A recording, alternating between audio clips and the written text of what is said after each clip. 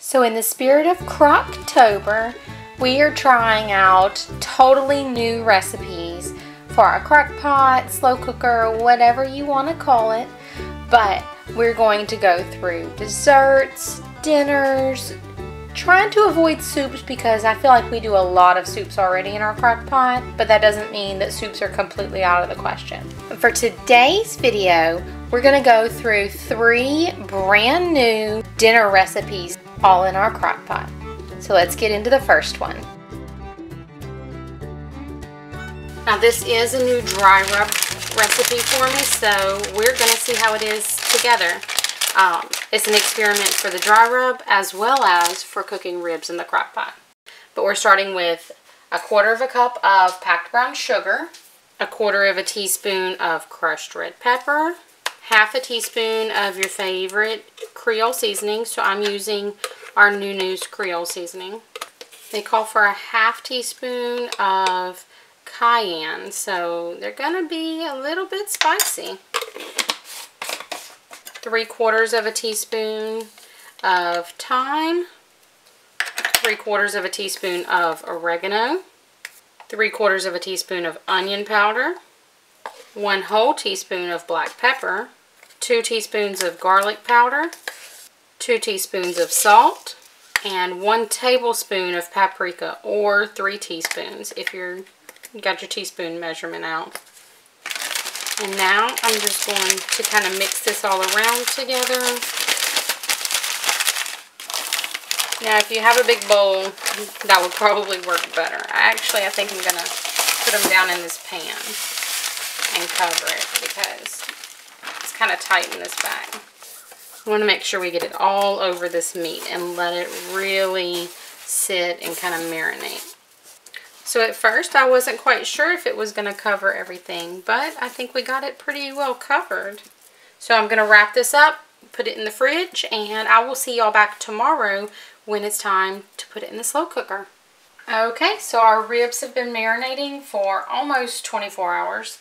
We sprayed the inside of my crock pot, and I cut them into 3 different portions just so they'll fit down in here, and I imagine I'll have to keep flipping them throughout the day.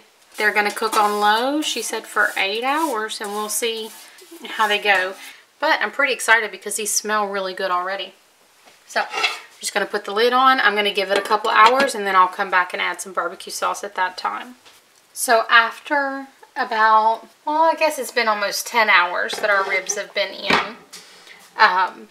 They're pulling away from the bone, and we're going to see how they are. They look nice and tender. I flipped them several times. I added about 1/2 bottle of barbecue sauce, but as you can see, they made so much grease and liquid that the barbecue sauce just basically washed off. So I'm going to pull these out, put them on a pan, and see how they taste. That's the most important part for me. And I guess we could always put some barbecue sauce on it and put them under the broiler, but that kind of defeats the purpose of them being fully crock pot ribs.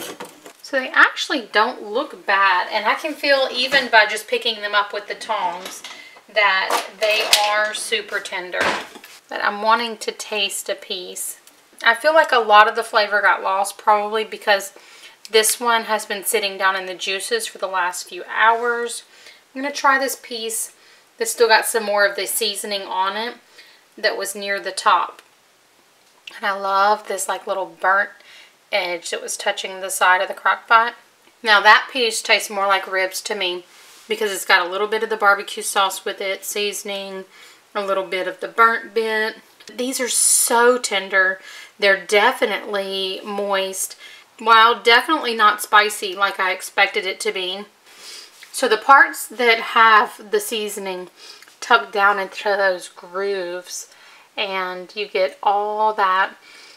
It is really good. Like this dry rub mixture, I'll definitely repeat. I just don't know that I would put it in the crock pot.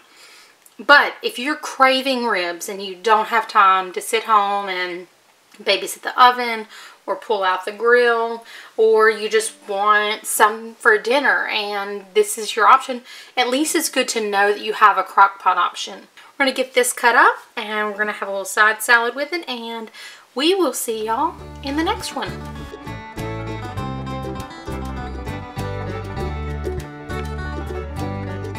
Alright y'all, so our meal for tonight is another crock pot meal, obviously, but it's just a potato, cabbage, and sausage kind of mix. I don't really have a name for it, but it just goes all in the crock pot, dump and go, let it cook, and I mean, it's so stinking simple.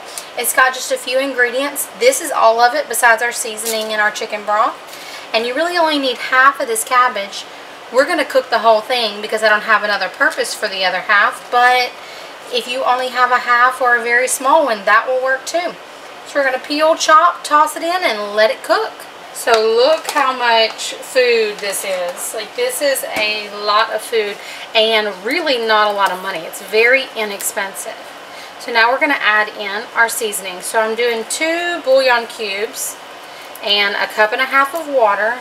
Or you can just do a cup and a half of chicken broth, a teaspoon of thyme, about a 1/4 teaspoon of pepper. We may add some more once it gets all finished, depending on how much spice the kielbasa gives to the cabbage and potatoes.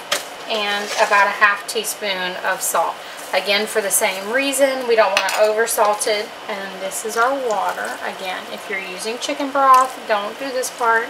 And that's it. We're going to put it in the slow cooker and let it cook on low for about 6 to 8 hours. We want to come in every now and again and give it a stir, keep everything moved around and mixing, and really keep an eye on those potatoes so they don't get like too gummy, mushy, or anything like that. So dinner's all done.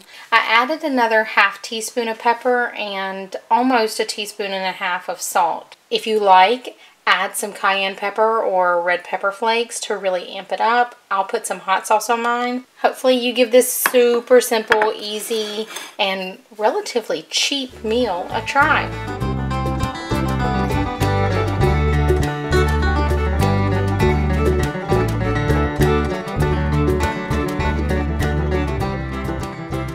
So our next crock pot meal is probably one of the easiest and quickest to throw in the pot and the fewest ingredients. It's really just 3 ingredients and then some seasoning and herbs. So we're going to go ahead and get started. Tonight we're having steak, corn, and potatoes. So we're going to kind of make 3 sections to get this going. In the center section, we're just going to add some of our thin cut sirloin steaks, and this is almost 2 pounds. It's well, I guess I should say it's 1 3/4 pounds, which will be plenty enough for us. Next up, I'm adding in 3 very large red potatoes that I'm dicing up. They equal about 1 pound, and that's what we're trying to go for, is about 1 pound's worth of potatoes, whether baby golds or reds, something like that. Now see, even though this was just 3 potatoes, it's quite a bit. Next up, we have 3 ears of corn that I'm just going to shuck and cut in half. And those are our 3 main ingredients. So the next are basically just seasonings. We're going to add a stick of butter.